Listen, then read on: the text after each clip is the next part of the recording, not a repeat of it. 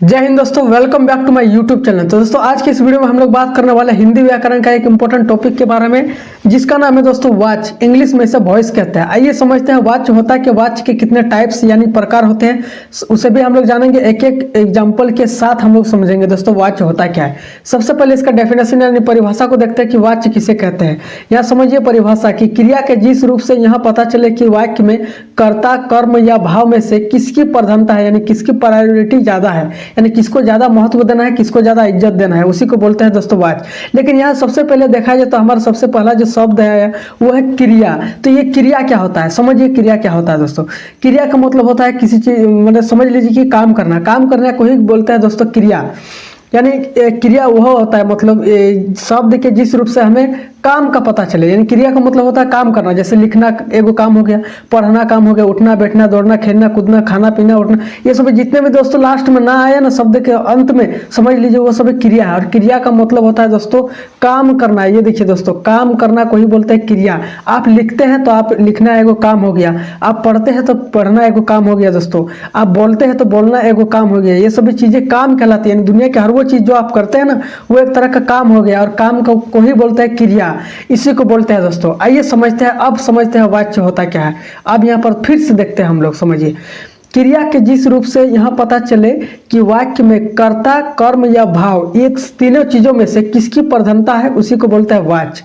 अब इसे अच्छे तरीके से समझ में आपको तभी आएगा जब हम इसके क्या बोलते हैं उसको भेद को देखेंगे और इसके एग्जाम्पल के साथ समझेंगे कि ये कर्ता, कर्म और भाव क्या होता है और ये कहाँ उपयोग होता है वाक्य में। आइए समझते हैं। सबसे पहले समझ लीजिए कि दोस्तों इसका उदाहरण यानी वाच्य का, जैसे है रामू खा रहा है दोस्तों, तो यहाँ पर कर्ता हो गया दोस्तों। जैसे कि हमने आपको बताया ना, यहाँ पर कर्ता आया था। यहाँ पर देखिए, रुकिए हम फिर से आपको बता रहा है। यहाँ पर देखिए, यहाँ पर आपका आया था दोस्तों, एगो आया था यहाँ पर कर्ता, कर्ता यहाँ आ गया। उसके बाद आया एगो कर्म और एगो यहाँ पर भाव आया था ना। तो इन तीनों चीजों के बारे में हम बात करना है। तो यहाँ पर देखिए सबसे पहला उदाहरण कि रामू खा रहा है, तो इसमें कर्ता हो गया कौन, रामू, क्योंकि रामू ही इस चीज को खा रहा है। कोई भी चीज खाए तो कर्ता कौन होता है, तो दोस्तों खाने वाला, खाने वाला जो काम को कर रहा है, तो खाने का काम कौन कर रहा है, रामू कर रहा है। जैसे यहाँ पर रामू द्वारा आम खाया जा रहा है, तो ये कर्म हो गया। किसके द्वारा, तो रामू के द्वारा क्या खाया जा रहा है दोस्तों, आम खाया जा रहा है। तो ये आपके हो जाएंगे कर्म। यहाँ पर कर्म को देखा जाता है, इसकी प्रधानता ज्यादा है। तो यहाँ पर देखिए मुझसे अब चला नहीं जाता, ये अपने भाव को व्यक्त कर रहा है। यहाँ पर ध्यान से देखिएगा तो ये अपने भाव को व्यक्त कर रहा है। तो कर्ता, कर्म और भाव, ये तीनों का हमने देख लिया। अब आइए समझते हैं कौन से वाक्य में किसकी प्रधानता ज्यादा होगी और उसका भेद क्या होगा। आइए समझते हैं। सबसे पहले समझते हैं वाच्य के भेद। यहाँ पर देखिए, तो वाच्य के तीन ही भेद होते हैं। देखिए, एक कर्तृवाच्य, एक कर्मवाच्य और तीसरा आपका होगा दोस्तों भाववाच्य। आइए समझते हैं एक एक करके। ये कर्तृवाच्य क्या होता है। सबसे पहला कर्तृ का मतलब होता है कर्ता दोस्तों। तो कर्ता में समझिए कि जिस वाक्य में क्रिया का संबंध, किसका संबंध दोस्तों, क्रिया यानी काम करना, क्रिया का संबंध दोस्तों कर्ता से हो, यानी क्रिया का संबंध किससे होगा, सीधा सीधा कर्ता से होगा दोस्तों। क्रिया का मतलब काम करना, चाहे आप कोई भी काम कर रहे हैं, खा रहे हो, पढ़ रहे हो, लिख रहे हो, इसका संबंध कर्ता से हो, यानी जो इस काम को करेगा उसी को बोलते हैं कर्तृवाच्य। जैसे कि मोहन खाता है दोस्तों, तो यहाँ पर ध्यान से देखिएगा दोस्तों। यहाँ पर रुकिए हम आपको दिखा रहे हैं। जैसे एक एग्जांपल, मोहन खाता है, तो खाना आपका क्या हो गया दोस्तों। यहाँ पर देखिए, ये जो आपका खाना दिख रहा है यानी खाता, तो ये आपका हो गया क्रिया। अब क्रिया का संबंध किससे है, तो क्रिया का संबंध यहाँ पर देखिए दोस्तों, क्रिया का संबंध है कर्ता से। कर्ता जो इस काम को करेगा यानी करने वाला कर्ता होगा। तो मोहन खा रहा है, तो खाना खाने का काम कौन कर रहा है, मोहन कर रहा है, तो मोहन हो गया कर्ता।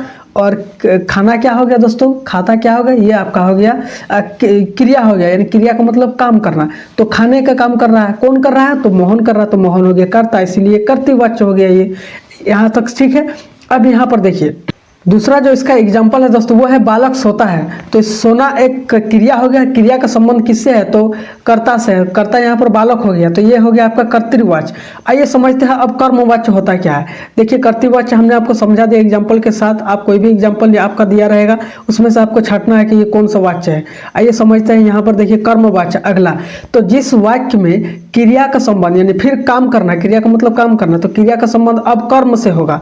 अर्थात जब वाक्य में कर्म की प्रधानता होगी, यानी कर्म की प्रधानता यानी प्रायोरिटी ज़्यादा दी जाएगी इसमें, कर्ता का नहीं। इसमें भले कर्ता रहेगा लेकिन कर्म को ज़्यादा देखा जाएगा, इसमें कर्म की प्रधानता यानी कर्म की ओर आपका ध्यान ज़्यादा इसमें खींचेगा दोस्तों। कर्मवाच्य उसी को बोलते हैं। कर्तृवाच्य में कर्ता का देखा जाएगा और कर्मवाच्य में कर्म का, यानी अब देखिए यहाँ पर समझिए, जैसे जैसे कि आप यहाँ पर समझिए, मोहन के द्वारा आम खाया जाता है, तो के द्वारा आपका आ गया, ये सब आपका हो गया दोस्तों, कर्मवाच्य को दर्शाता है ये सब चीजें, द्वारा से ये सब जब भी रहेंगे ना, ये समझिएगा दोस्तों, ये सब कर्मवाच्य है। तो मोहन के द्वारा आम खाया जाता है, तो मोहन हो गया कर्ता, लेकिन यहाँ सबसे ज्यादा प्रधानता किसकी दी जाएगी, जो कर्मवाच्य का। तो के द्वारा आम खाया जा रहा है, मोहन क्या खा रहा है, आम खा रहा है, मोहन खाना खा रहा है, खाना एगो क्रिया हो गया और कर्ता मोहन हो गया, लेकिन क्या कर्म यहाँ पर दिया हुआ, तो मोहन क्या खा रहा है, आम को खा रहा है, तो आम एक कर्म हो गया दोस्तों। इसमें कर्म की प्रधानता हो गई, यानी इसमें आपको सीधा सीधा आपको बता दे रहा है कि मोहन क्या खा रहा है, तो मोहन आम को ही खा रहा है, तो आम हो गया आपका कर्मवाच्य। आगे समझिए, आगे इसका और एक एग्जाम्पल समझिए, यहाँ पर बालक द्वारा पलंग पर सोया जाता है, सोना एगो क्रिया हो गया, क्रिया का संबंध कर्ता से हो तो वो कर्तृवाच्य, लेकिन यहाँ पर पलंग पर सो रहा है, कहाँ पर सो रहा है, पलंग पर, तो कर्म दिया हुआ है, तो कर्म इसी को बोलते हैं कर्मवाच्य।